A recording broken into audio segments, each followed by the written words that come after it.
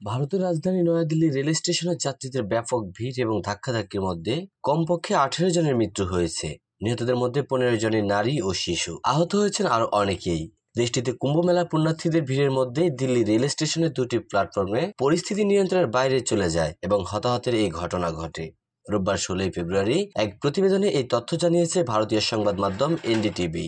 সংবাদ মাধ্যমটি বলছে, শনিবার রাতে মহাকুম্ভের জন্য নয়াদিল্লি রেলওয়ে স্টেশনে নির্ধারিত দুটি ট্রেন বিলম্বিত হওয়ার কারণে যাত্রীদের মধ্যে আকস্মিকভাবে ব্যাপক ভিড় ও ধাক্কাধাক্কি সৃষ্টি হয় এবং এতে 11 নারী ও 4 শিশু সহ কমপক্ষে 18 জন মারা গেছেন বলে কর্মকর্তারা জানিয়েছেন। দিল্লির এলএনজিপি হাসপাতালের চিফ ক্যাজুয়ালিটি মেডিকেল অফিসার প্রাণহানির বিষয়টি নিশ্চিত করেছেন। কর্মকর্তারা জানিয়েছেন, এই ঘটনায় 10 জন নারী, 3 জন শিশু ও 2 জন পুরুষ নিহত হয়েছেন। লেডি হার্ডিং হাসপাতালে আরও 3 জনের মৃত্যুর খবর পাওয়া গেছে।